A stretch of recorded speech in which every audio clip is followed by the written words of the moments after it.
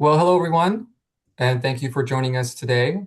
I am Justin Lindeman, Senior Policy Analyst at the North Carolina Clean Energy Technology Center. I will be helping facilitate today's installment of the Center's Energy Insights webinar series, with today's focus being continuous on-site energy generation for data centers. Supporting moderation and logistics is Isaac Panzarella, Associate Director of Technical Service at the North Carolina Clean Energy Technology Center and Director of the U.S. Department of Energy's Southeast On-Site Energy Technical Assistance Partnership, or TAP.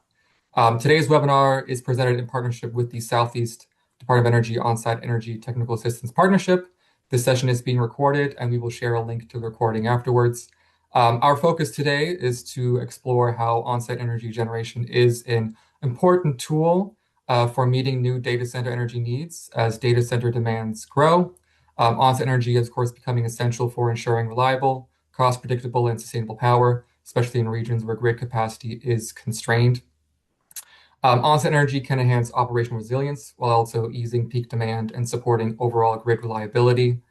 Expanding on-site energy will require, of course, strong partnerships among data centers, utilities, and developers, along with state actions to streamline permitting, modernize interconnection rules, and support enabling infrastructure. And this webinar will help illuminate those dynamics. As for today's agenda, I'll begin a brief introduction to the center and today's speakers. Each presenter will also introduce themselves at the start of their respective presentations.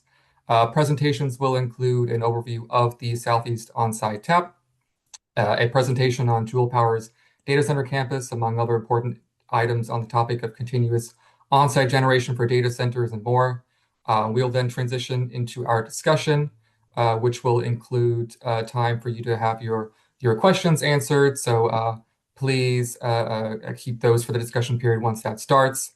And finally, we'll conclude with a presentation on the database of emerging large load tariffs, a partnership between the center and the Smart Electric Power Alliance, before we close things out. To start, for those who may be unfamiliar with us, the North Carolina Clean Energy Technology Center is a public service center housed within the College of Engineering at NC State University in Raleigh, North Carolina. Our mission is to advance the sustainable energy economy through education, demonstration, and support for clean energy technologies, practices, as well as policies. For nearly 40 years, we have worked with government, industry, academia, other nonprofit partners, and communities to provide technical assistance, policy research, and program implementation support. Now I'd like to introduce today's speakers. First off is Vinny Figlioli, Principal Mechanical Engineer at Spectrum Engineers. David Gray, Co-Chief Executive Officer at Joule Power. Of course, Isaac Panzarella, Associate Director of Technical Services at the Center and Director of the Southeast DOE On-Site Energy Technical Assistance Partnership. And myself, Justin Lindman, Senior Policy Analyst at the Center and the Center Project Manager for the database of emerging large load tariffs. Now, with that said, let's get things started with Isaac to present an overview on the on-site energy tab. Well, Justin, thank you for that terrific lead off to the webinar. And also thank you to our panelists today, Vinny and Dave. Really appreciate you being generous with your time and your expertise here on today's webinar. So I'm Isaac Panzarella, Director of the Department of Energy's Southeast On-Site Energy Technical Assistance Partnership, and I'm happy to be co-hosting this with this webinar with the Clean Energy Technology Center, where I work. Together, we have a really great network of professionals in the energy field. So just a little bit about the on-site energy program. It's under the Department of Energy's Critical Materials and Energy Innovation Office in the Industrial Technologies Office. The on-site energy program does, among other things, provide technical assistance, market analysis, and best practices to help industrial facilities and other large energy users, such as data centers, increase the adoption of on-site energy technologies. And we'll get into some of the why of that. But first, we have a list of all the different on-site energy technologies that we cover. And then there's maybe some others that we don't cover, but primarily, we work with things like combined heat and power, district energy, geothermal, industrial heat pumps, as well as renewable technologies such as solar and wind. On-site energy is really a great tool to meet priorities for data centers. It offers significant cost savings compared to grid power because of some of the efficiencies that it offers. It also can support energy security, which in terms of data centers would include uptime, ensuring uptime, redundancy, and reliability. It also can help meet performance goals, particularly in the area of reducing the power, improving the power usage effectiveness of a data center.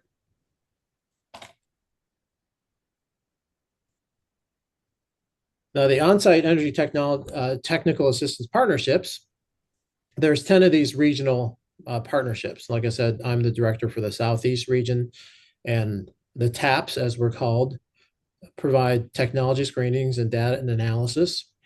We also support partnerships and engagements with organizations at the state and local level, as well as national level. And then we provide high quality technical information and resources to educate state and local government. And this webinar is one of those where we're bringing together some experts in the field to share their knowledge. Now, I wanted to get into some of the benefits of on-site generation for data centers. And the best way I could come up with was to create a matrix showing the different options in the column on the left for powering or providing energy to data centers, and then some of the attributes of the different approaches in the columns here. And of course, the first and most common way to power a data center is with grid power. And with grid power, I've put in terms of reliability, grid power is grid power. So it's kind of the baseline reliability that you can have depending on where you are. For development time, the next attribute, development time really depends for grid power on the availability of capacity on the transmission that you're connecting to. With large loads from data centers as well as from large industrial facilities lately, we have been seeing a little bit of a challenge in some places to meet these new loads. And it's certainly a conversation that's happening at state levels across the country as well as nationally on how to meet these demands, quickly and reliably without raising costs. Redundancy. I want to go down the list a little bit here, and as you can see, I've kind of organized this where as you go down the list, you start to get more of these benefits. The pluses means that these technologies have a positive on there. Small modular nuclear, and this is on-site. Small modular nuclear would have a plus in terms of reliability if you couple it with grid power. The development time for that would be a little bit longer just because of the newness of the technology and the time that it would take to get approvals for that. Backup diesel generators, the traditional way of providing some redundancy for power at data centers. It will score well in reliability, development time, and redundancy.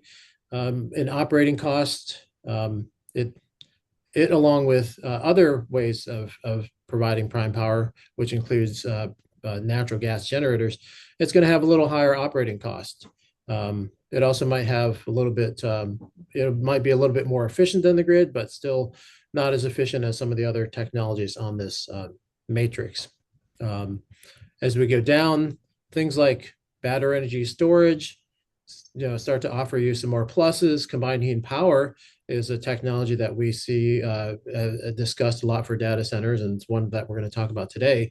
There's a lot of pluses here in terms of not only providing reliability, but providing grid support, really high electric efficiency, and on top of that, recovering thermal energy. And then further down in the matrix here, we have some, more of the renewable technologies, which hit on a lot of the positive attributes, especially in terms of being cleaner and supporting renewable energy goals of data centers. And some of them do offer thermal, as some of them don't. So this is just a table that kind of really, says, each of these technologies has different attributes, and you're going to typically see for on-site projects combinations of two or more of these technologies, and you start to get the stacking of these attributes, and you may get some better outcomes by doing that. This just is to supplement the table that we developed for this discussion, really just defining how we interpreted these key attributes, and would love any feedback on this this analysis that we've done. Just a couple things about data centers. Now at the more quantum scale here, one of the things with data centers, especially AI data centers, where these chips have different stages in their operation. There's a training stage, fine-tuning stage, and inference stage. And on the time scale on the bottom, you can see that the power required by these chips fluctuates quite a bit during these different stages. And that is one of the things that folks are trying to deal with and resolve, especially in terms of how do you power these without having too much fluctuation in power that's going to affect the reliability of the grid. On-site energy has some ways to help deal with this, including, let's say, you could add a couple batteries with different generation technology. The batteries could maybe absorb some of these fluctuations. Then I'm going to kind of zoom up to something that we've been engaged in here in North Carolina. The Cleantech Center is facilitating the North Carolina Governor's Energy Policy Task Force, which was convened in the fall of last year. And just last month, they delivered an interim report. Now, the goal of this Governor's Energy Policy Task Force is to come up with solutions to meeting the large load demands of different industries and data centers while maintaining adequate, reliable, and affordable clean energy for North Carolina. And as you can see here in the lower left, we have a lot of planned or announced data center projects in the kind of the darker blue color there.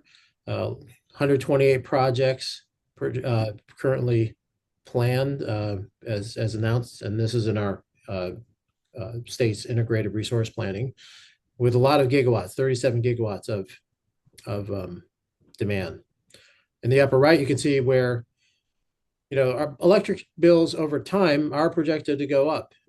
This is the EIA's data, where with the different utilities, these are residential customers. We're going to see over the next 15 years quite a significant increase from an average of just under $150 per residential customer to over $200 per residential customer. So we already have some challenges there to resolve in terms of keeping energy affordable.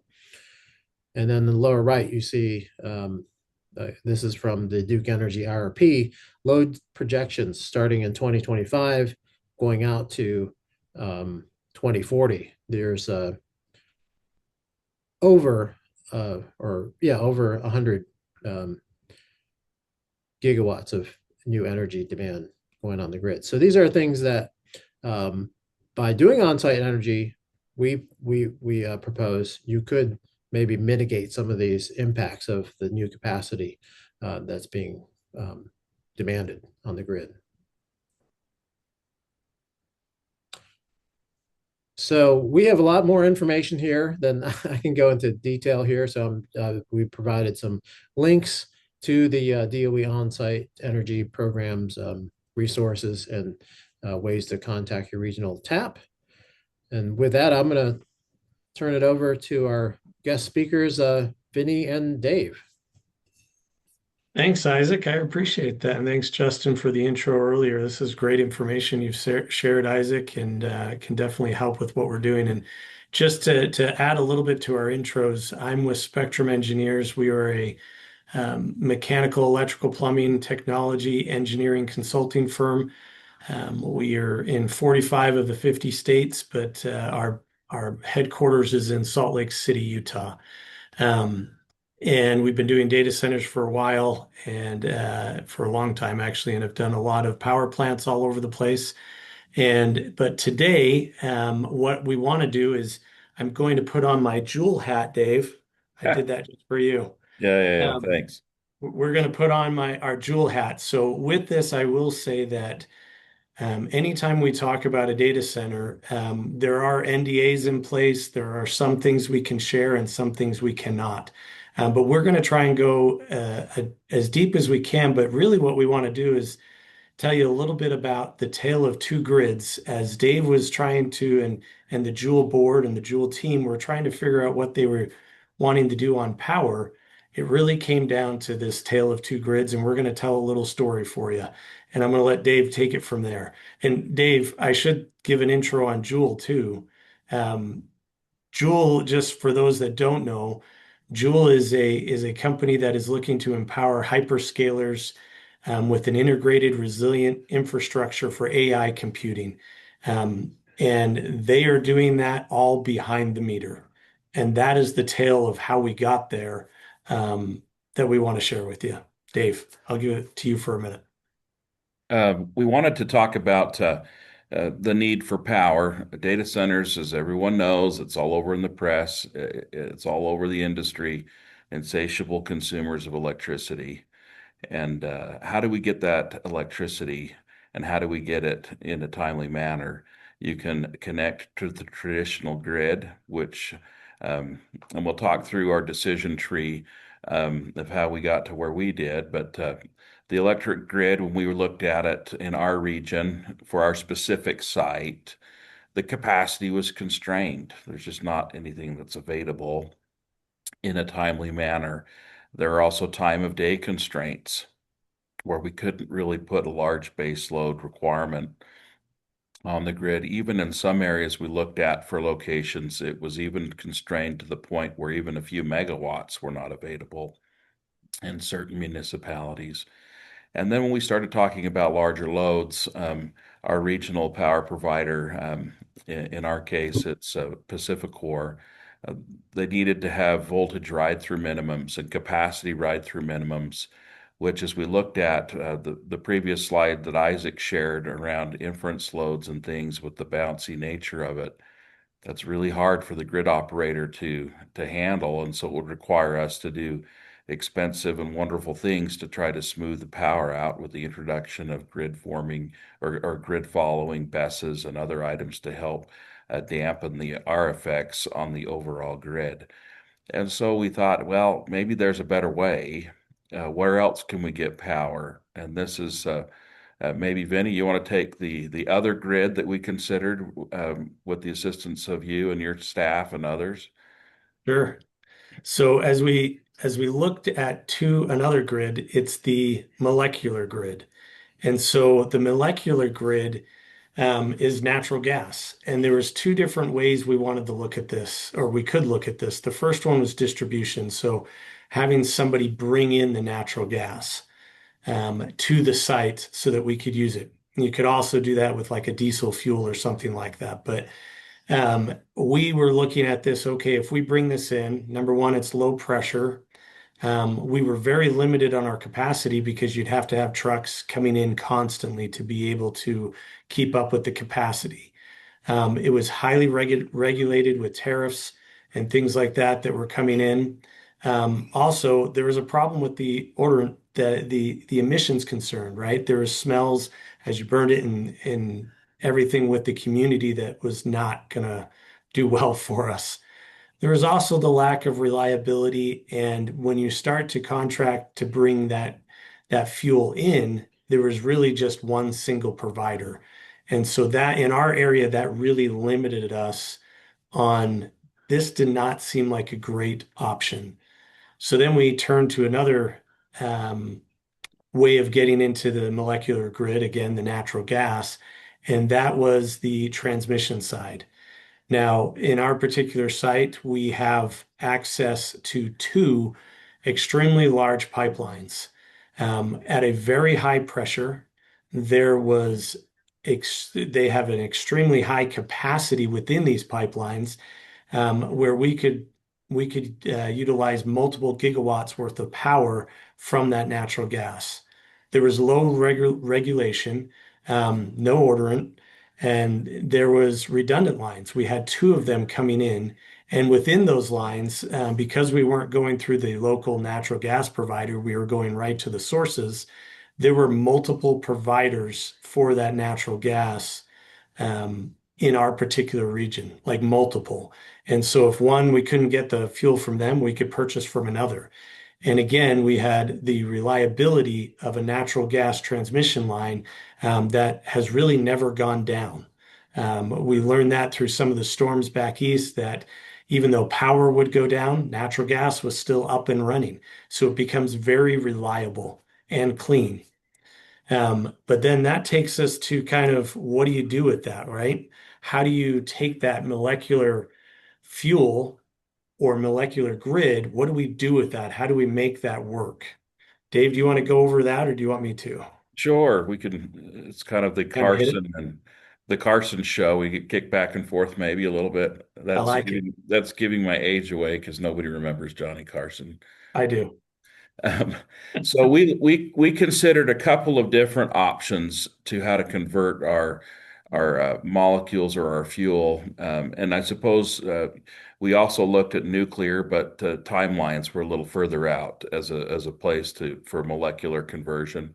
Not saying that that wouldn't be in our mix in the future. We'd love it, but it's just not here today for us to readily consume. So we considered turbines for our location, fuel cells for our location, and reciprocating motors for our location. As we kind of went through the analysis, we here's some highlights with the turbine. They require high pressure fuel, which we have. Um, but our site is located at 4,750 feet in elevation. That gives us a little bit of a D rate. The size of the turbines that are available, they gave us a larger failure domain. When a turbine goes down, how do we back that up? It becomes that was an obstacle that we looked at extensively, and with our EPC and our operations staff locally, there is some operational complexity there in turbines. We looked at fuel cells, and at the time we looked at them, the costs were very high. They have an advantage of no deration. However, when we looked at the footprint that was required for them, we have plenty of ground. We have 4,000 acres at our location, so it's a great place to put them. But the distance that was required added length to our connectors and added the requirement for step-up transformers and other things to get things from the source into our data center hall. And then one other issue that it may be fixed now, but when we made the decision, there were some unforgiving duty cycles.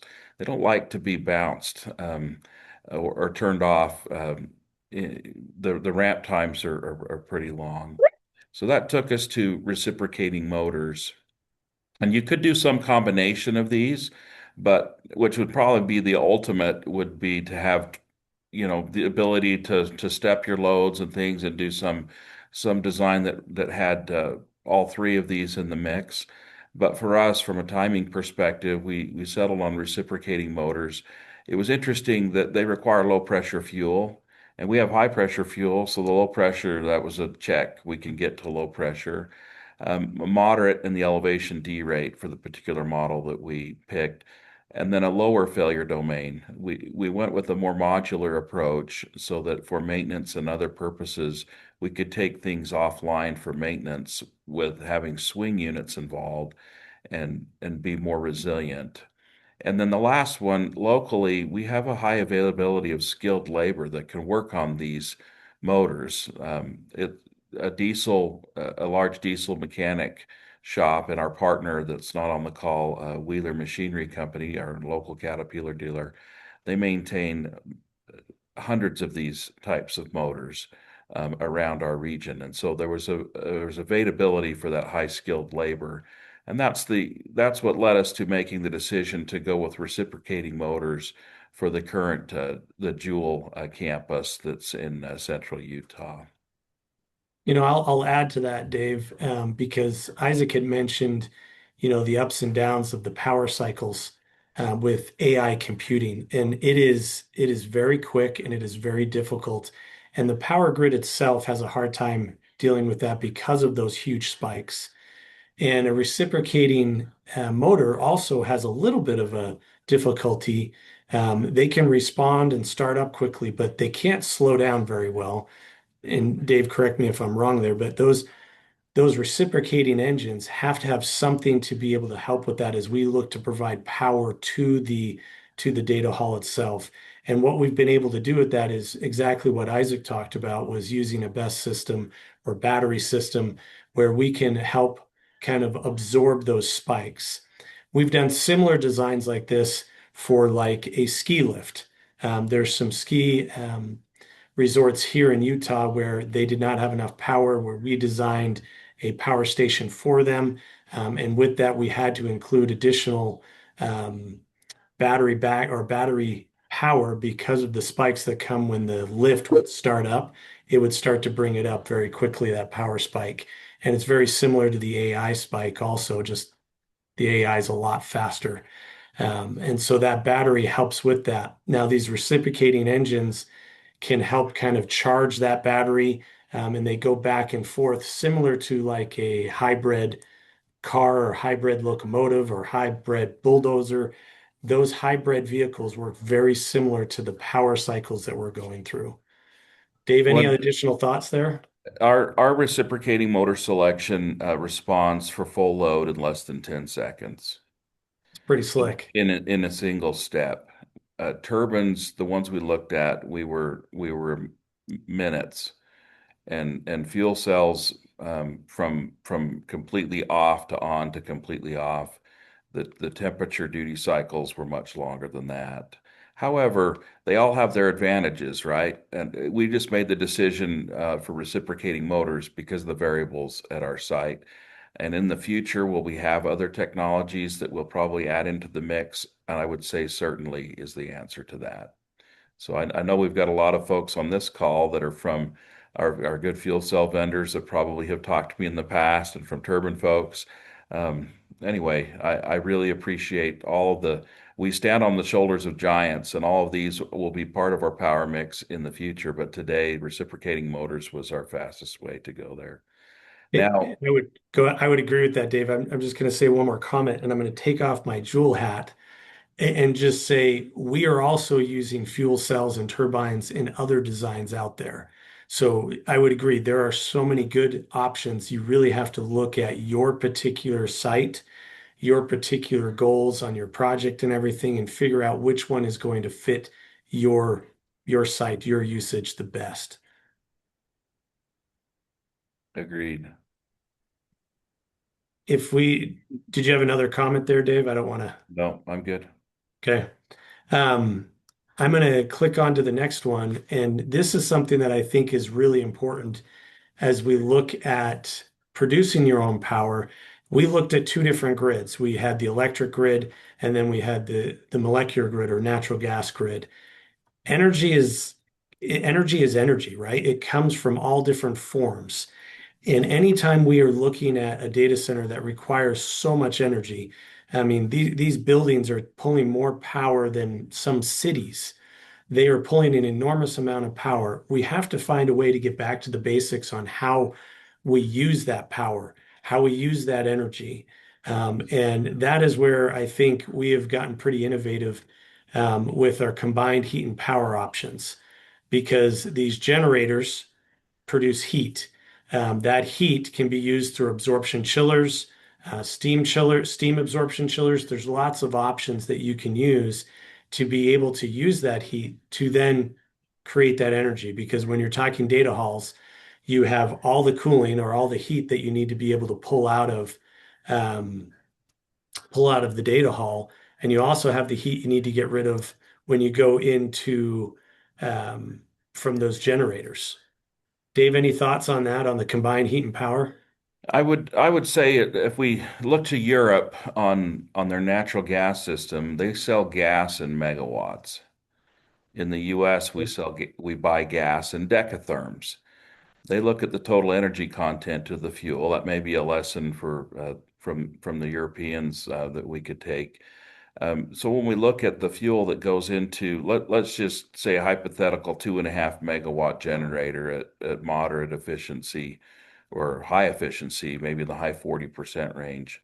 That 40% of the energy in that fuel is coming out of the spinning shaft producing electricity on the front side of the generator. On the back side of the generator is the remaining 60 plus percent. That's either coming out of heat from the block of the motor or through the exhaust. A turbine is very similar. It has, as we all know on the call, if we only focus on the electric side, we're missing half of the total the joules that are available to us of the total energy. And so we really have to look at putting in combined cycles, other ways to capture or use that energy. And Isaac, on your slide earlier, I think there was a great matrix there that showed combinations that could be stacked together. And so some of those other sources of energy that we looked at our location with Joule, it's interesting. Our pipeline is high pressure. It's 1100 psi, 80 bar that comes in. Somebody put energy into that gas upstream to compress it. And so if we're just going to do a letdown of pressure, rather than let that go out as heat and then have to add heat to keep it from going cryogenic, we should really look at that as a place to either dump waste heat and take turbo expansion to give us a little bit of juice. At 380,000 decatherms a day of flow, I mean, just the turbo expansion alone gives us 40 to 50 megawatts of energy and a tremendous amount. I don't remember the tonnage or the megawatts of heat rejection that we can put into that gas line. But you remember, I believe for someone on the call more technical than I am may know. I mean, I think it's R50 or R70 is a refrigerant is natural. CH4 is natural gas. There's a tremendous capability just in the pipeline. So we have to look at places where there's energy that we can harvest. Pressure changes of various things inside of our scheme are a great place. The heat that comes off the motor is a great place. The absence of heat for the engineers, we never say cold, we just say absence of heat, that may exist in various places in our cycles throughout our building, and then places where we can store heat. Now, what's interesting about doing on-site or in situ generation next to a load, in this case a data center, is for every megawatt we put into the building, we have to figure out how to take that megawatt out of the building. We're really just moving energy around. We're not creating energy or destroying energy or utilizing energy. We're just transferring it. And if we kind of go with that mindset into how we manage the work that's happening on the silicon transistors, I think it will be a lesson for us all to learn that we can really borrow energy. And it exists in thermodynamic, it exists in electrical, it exists in chemical. You just have to go all the way back to the basics. And I think if we think about that, we'll find that we will have a doubling of the capacity that's available to us just in the actual energy we already use. I would agree. And, I think we're about out of time here, Dave, but when you can utilize the majority of your energy and you find ways to do that through some of the things that Dave mentioned, and like I said earlier, you could even look at absorption chillers. And I know there's people on the call from Broad and Thermax and probably JCI, which are some of your big absorption chiller manufacturers. You guys know this extremely well. that when you use that, you can take your PUE, your power utilization, and you can drop it way low compared to the industry standard. There are some great things that we can do when you start to combine your heat and your power sources and really start to do some fun things with the data halls. Um, Justin and Isaac, I think we need to turn it back to you. I think we're about out of time there, or do you want us to keep going? I, I have Well, one more comment, Isaac, maybe before we Yeah, go. please, Dave. One of the advantages of generating at load as opposed to taking from the grid is we have the choice to harvest that additional energy. Where if the power plant is miles away or a state away, we only can get what's on the line. And so other cycles, we may have ORMAT on the call, we may have organic Rankine folks on the call, we may have supercritical CO2 Brayton cycle folks or alum cycle folks. There's all these different power cycles that we have the ability to take a look at and take advantage of by having generation on site, which we wouldn't have that opportunity if that generation is down the road or down on the other side of the state or in a neighboring state. Thanks. I would agree. yeah. Well, we have set aside some time now for Q&A and discussion. And we have a few questions in the Q&A function. People feel free to put your questions in there. We have over 150 people on this webinar, which is really exciting. We even had a high school science class that asked about joining up. I can't see if they're there, but I hope they are. That's great. Yeah, it's really a great top. It's really well in the top of a lot of people's minds. Right now, just because of the way we use AI and the way it's being developed. Now, I wondered if you could let's maybe dig into the partnership a little bit between Joule, Caterpillar, and Wheeler Machinery. How has that partnership been able to positively impact the power system optimization that you guys are going for, as well as delivery of this project in a very tight time frame? I'll take that question. Yeah. You bet, Isaac. The partnership is really quite extraordinary. When we went into the journey of trying to figure out how to generate power, and we decided that our local grid option was not going to be timely, and we explored options of on-site or behind the meter or in situ generation. We looked around our local region, and a clear power plant designer and operator was Wheeler Machinery Company.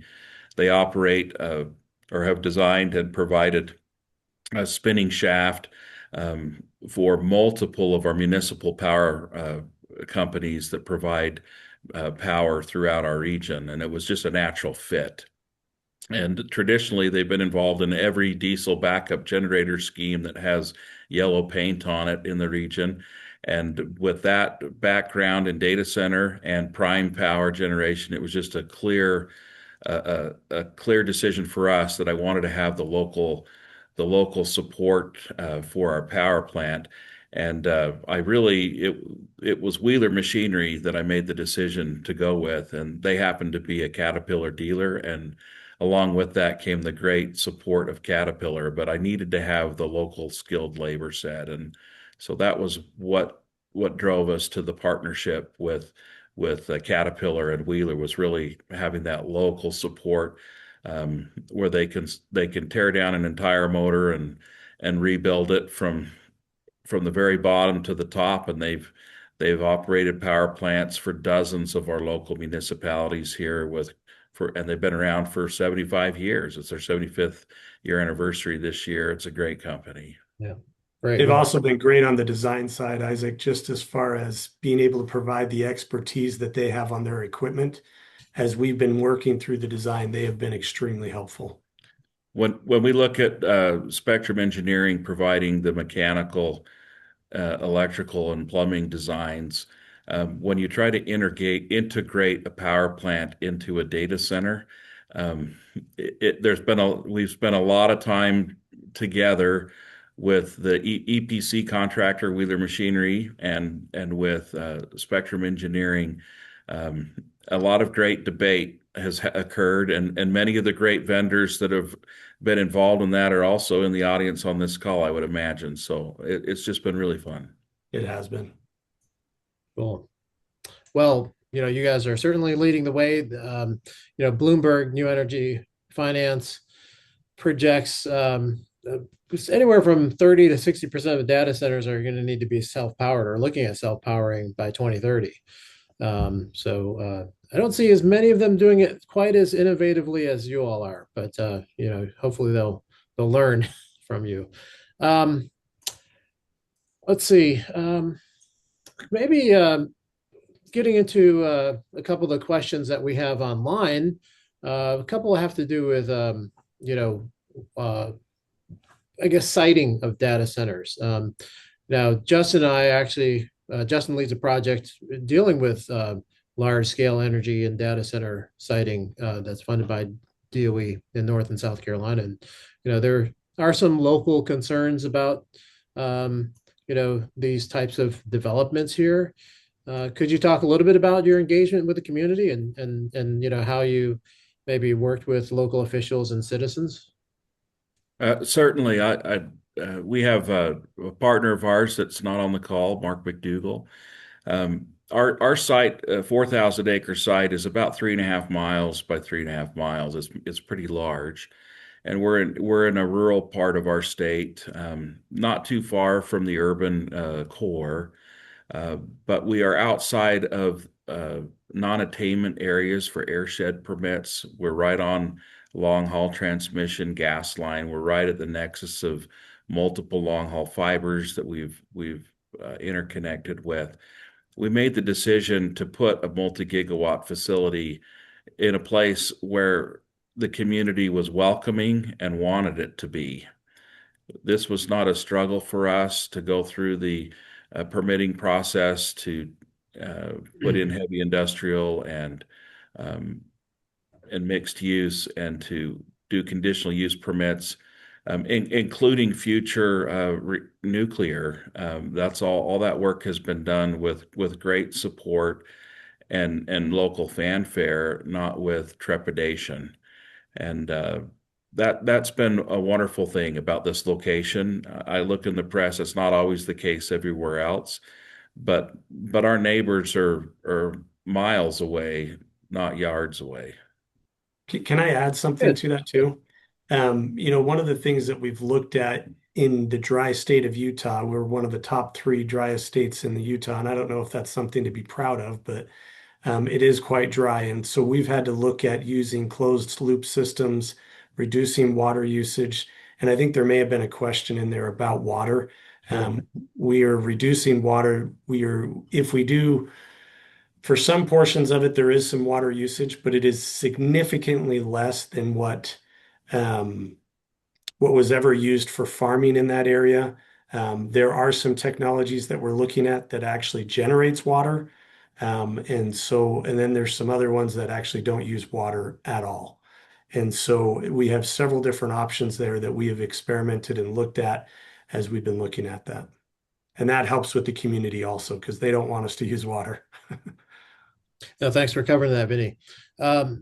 So in terms of, I guess, the air permitting for this, we had a couple questions related to that. Did you look at any, carbon scrubbing or even sound mitigation for the engines? And also, just on top of that, there's a question from our friends at about PSD permitting. What's the timeline? What was the timeline for permitting? Permitting, yeah. Permitting, we have multiple locations, and so one of them has been permitted. Others are in process, working with in the state of Utah. That's done through the Department of Air Quality with a delegated authority from the EPA. And we work closely with another engineering firm that's not on this call. Stantec was the firm that we used to model up what that looks like. And we have spent tremendous time with Wheeler Machinery and Caterpillar and Spectrum Engineering, looking at ways by putting a selective catalytic reduction in there, by putting urea injection in there, other schemes and things to reduce certain emittance of concern and try to maximize the efficiency and to be wise stewards of our airshed. And so that's been quite a process, and it's taken us. We started that process last fall, and so Yep.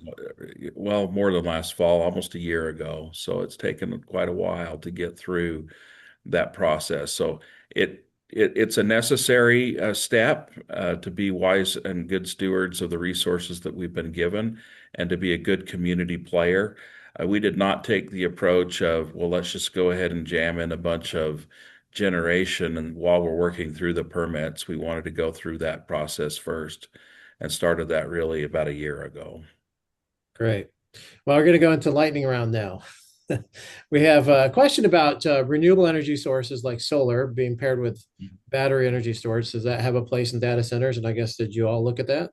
Certainly, we share a fence with an 1,100-acre solar farm just to the south of us, and there's about 15,000 acres of solar leases that are not yet fully built, and they will be absolutely part of our solution. In the design that we built with our generator and grid forming BESS, there is a utility or solar or renewables port on the switchgear.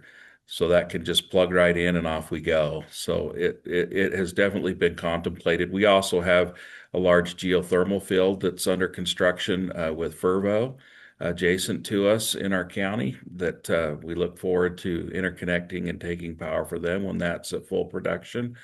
And so it's really part of our life. We take joules from anywhere we can get them. Got to put back on my Joule hat. I love it. Now, we talked a little bit about battery chemistries the other day, Dave. It's kind of wild that, Dave and I had a call on Monday, and I told him about an AI energy, the AI data center energy needs workshop here, and he actually showed up the next day here at NC State. And we talked a little bit about battery chemistries, and we have a question here from one of our colleagues in the TAPS about the battery chemistry you recommend for data centers with recips. There are trade-offs. Yeah, there are trade-offs. So as you know, there's lots of chemistries for batteries, right? And they all come with various trade-offs. Some are fire. The fire marshal's not too happy about putting some inside. Some they don't care if they're inside. Others are voluminous. Others have densities that are low. And I think it's back to a good old engineering problem. What are you trying to do? In the case of what our design, to be fast response against these AI loads, is the graph that you had put up earlier, Isaac, was a great graph, and the paper citation below it, I hope everyone takes a peek at. It's a good paper. That we needed a fast response chemistry. We chose lithium iron phosphate for that. It's not a capacity battery for us. It's one that gives us power conditioning, similarly to the response that's in some of our mobile applications in battery cars or hybrid cars. If I was choosing a capacity battery for a grid, I would probably choose something like a zinc halide chemistry, not as fast as a response, but lots of capacity. Or I might choose a flow battery or even a sand battery hooked to a supercritical cycle that if I had a source of heat that I could put to. There's lots of places to do that. And so really you have to pick the battery chemistry that best fits your need, and you trade off with the cost. In our case, it was a 1C lithium iron phosphate battery that was attached to a grid forming. It's a grid forming BESS attached to a pretty robust inverter that came out of a long heritage of really high performance use in the hybrid transportation industry. Well, that was quite a comprehensive answer. I don't know. You're looking at sub 4 millisecond or up to hundreds of milliseconds depending Yeah, on of response time. And so you just have to pick what works best. for sure. Well, thank you. Really appreciate you both, sharing your passion clearly, your passion and your deep knowledge of this topic here. We're going to wrap up the Q&A there, and I'm going to turn it over to Justin to tell us about the Delta tool. Yeah, thank you so much, Isaac, and thank you all for that wonderful discussion. I'm going to share my screen again. Okay. So again, if you did not get your question answered, or if you have a question that pops up in your head after this webinar, we've added speaker contact information into the chat. As for any links from today's webinar, you will get a copy of the slides and a recording link, so don't fret about that. Now, transitioning to the next part of today's agenda, which pairs nicely with many of the themes we've just discussed. The North Carolina Clean Energy Technology Center has partnered with the Smart Electric Power Alliance to provide accessible information on the growth of large load tariffs across the country, including those affecting data centers, through the Database of Emerging Large Load Tariffs, or Delta for short. So as I mentioned, we partner with the Smart Electric Power Alliance. The database was actually launched in July of last year in response to the rapid increase in new tariff proposals and approvals. And the goal was to provide utilities, communities, as well as governments with a tool to help interpret and contextualize this new era of large load growth in a more digestible fashion. Through Delta, we offer a publicly available interactive, let me see, yeah, a publicly available and interactive map shown right here, along with a downloadable data set accessible through the web page linked and the QR code on your screen. The database captures large load tariffs and service rules from electric utilities of various sizes and structures across the country. The downloadable data set includes case summaries, docket descriptions, an analysis of key and recurring tariff characteristics.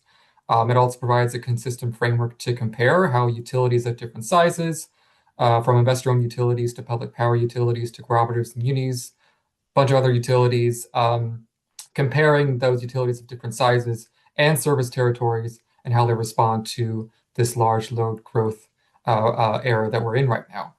Within Delta, we track a wide range of approved and proposed tariffs and rules that apply to data center customers, general commercial and industrial customers, cryptocurrency operations, as well as large load customers more broadly. We also categorize tariffs by minimum customer load, from those with no specified contractual minimum demand to hyperscale data centers and other triple digit megawatt loads and campuses.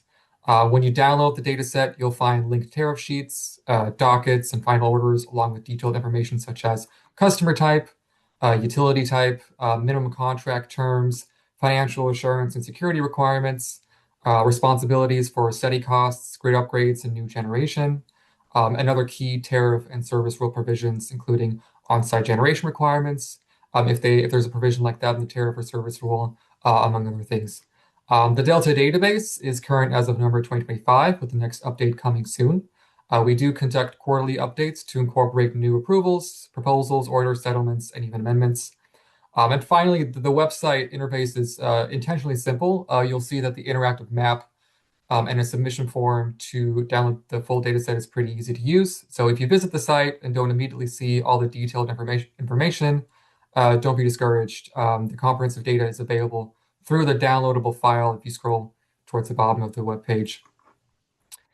In terms of additional analyses, we have been tracking the trajectory of large load tariffs for quite some time.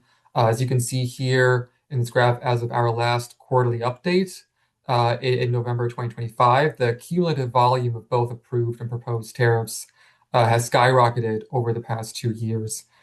This surge aligns closely with the onset of massive data center development and projections that we've seen over the last 2 years, which reveals a clear cause and effect relationship that we've documented. In 2025 alone, there was a sharp increase in approved tariffs as utilities work to manage rising costs and prepare for potential economic development driven by large loads. And historically, these loads were primarily associated with electrification and new manufacturing, but data centers are now much more the dominant driver behind the exponential increase in tariff activity as you can see here. Going a bit deeper into what we've tracked so far, based on our November update, using the U.S. Department of Energy's proposed definition of large loads, specifically customers with demand greater than 20 megawatts, approximately 40% of the approved tariffs in the Delta dataset exceed that threshold. By comparison, 79% of proposed or pending tariffs meet or exceed the 20 megawatt threshold, indicating that newer proposals are increasingly targeting larger customers. And with respect to hyperscaler-specific tariffs, Delta currently tracks approximately 13 proposed or pending tariffs that establish minimum demand thresholds at 100 megawatts. And looking at any additional trends, about 90% of the tariffs and utility service rules we catalog define eligibility using megawatts or megavolt amperes. Roughly 25% also incorporate both megawatt demand and load factor when specifying eligibility, terms, as well as conditions, adding another layer of qualification based on usage characteristics. And in terms of on-site generation provisions, just to give you a couple of examples, Dominion Energy in Virginia has a carbon-free or renewable generation supply service, which allows non-residential customers to source power from specific customized renewable or carbon-free projects, either constructed by the utility or via third-party PPAs. So that's one example that exists. There's also Nevada Energy's Clean Transition Tariff, which is a new type of tariff that allows certain large load customers in the service territory to finance new clean energy generation, including on-site generation for themselves, like data centers, make sure that the cost of this new generation is borne by the large load customer taking service under this tariff. It also provides an opportunity to help commercialize different types of new generation, including enhanced geothermal. And this type of tariff is also being considered as a pathway by a number of other utilities, including Duke Energy and Indiana Michigan Power. At present, the database includes 65 tariffs and utility service rules related to large loads, covering around 57 electric utilities. The utilities represent a range from fully vertically integrated providers to those that provide distribution-only service. Overall, our tracking currently spans 33 states that have at least one utility with a large load tariff or related service rule. And as we prepare for our next update, we're seeing a continued wave of new proposals, as well as many more proposals and approvals. We encourage you to explore the Delta database, and if you have any questions or suggestions, you'll find Delta-specific contact information on the database webpage. And lastly, to close things out, if you have any follow-up questions for the center, here's our contact information, along with the social media platforms. You can stay connected with us on future webinars and events and projects and services we provide. I've also shared the contact information in the chat already if you have any, again, additional questions or your question wasn't answered today. As a reminder, today's webinar has been recorded, and all attendees will receive a link of the recording and the slides. Additionally, if you're interested in connecting with the Department of Energy's Southeast Onsite Energy Technical Assistance Partnership, you can reach out to Isaac Panzarella, Art Sandberg, another colleague at the center, and or Dr. Pedro Quintero, the TAP's Puerto Rico lead, and they'll be happy to support you with technical assistance inquiries in the region. And if you're situated in a different region of the country and are interested in technical assistance or want to learn more about your region's on-site energy tap, you can see here the different contacts for each of the regions and the programs itself. You will also find these contacts on the TAP website. And also be sure to be on the lookout for announcements and dates for our next Energy Insight series webinars. Our next webinar will be led by the center's Clean Transportation team. And then the next webinar after that in our series will focus on our training and workforce development. Again, thank you so much for attending the second installment of this year's North Carolina Clean Energy Technology Center Energy Insights webinar series. And thank you to our speakers for participating in an insightful discussion on continuous on-site energy generation for data centers. I don't know, Isaac, do you have any last words before we close things out?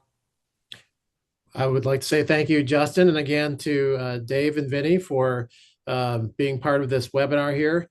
We've really only scratched the surface here. We got a little bit of insight into the thought process behind the Joule campus. And I invite you to reach out to us at the Southeast Onsite Energy TAP or your other TAPs, and we can help walk through that process for your onsite energy project.